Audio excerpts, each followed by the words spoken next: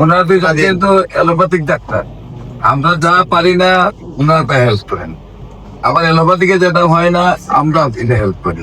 এমনি ভাবে কিন্তু আমরা চিকিৎসাগুলো চালাই। আমাদের মধ্যে একজন ডাক্তার রয়েছেন, পরিচয় নিয়ে কথা বলার জন্য একটু কেমন লাগলো কেসটা?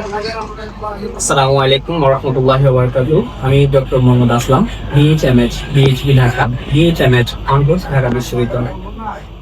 আসলে হোমিওপ্যাথি জগতে যে মাধ্যম থেকেই আমি উঠে আসি, হোমিওপ্যাথির আজকের এই জগতে এই পরিস্থিতিতে এসে আমি বলবো আমি হোমিওপ্যাথি ডক্টর হিসেবে একটা সময় আমরা সবাই ভীত ছিলাম যে আদৌ কি ক্যান্সার ভালো হবে, আদৌ কি এটা হয়, বিভিন্ন প্রশ্ন আমাদের মনে থাকে। আমরা যারা ডাক্তার আছি তাদের মনেও থাকে, যারা সাধারণ রোগী আছি তাদের মনে আমাদের এই প্রশ্ন থাকে আদৌ কি ক্যান্সার ভালো হবে। সেই প্রশ্নের উত্তর আমি এখানে পেয়েছি।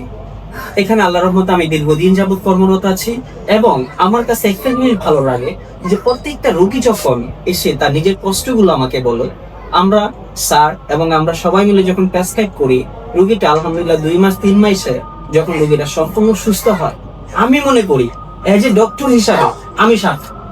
আমি মনে করি এজ এ হোমিওপ্যাথি ডক্টর হিসাবে আমার স্যার সার্থক, এজ এ ক্যান্সার গবেষক হিসাবে আমরা সার্থক।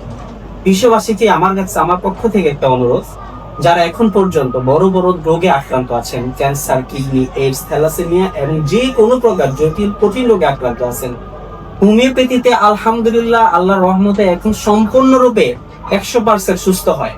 আপনারা আসুন, আমাদের অফিস ভিজিট করুন, আমাদেরকে পর্যবেক্ষণ করুন এবং চিকিৎসা সেবা নিন। আমরা সকলে মিলে চাই ক্যান্সার মুক্ত বিশ্ব গড়তে। আপনাদের সবার সাহায্য কামনায় আমি শেষ করছি। আসসালামু আলাইকুম।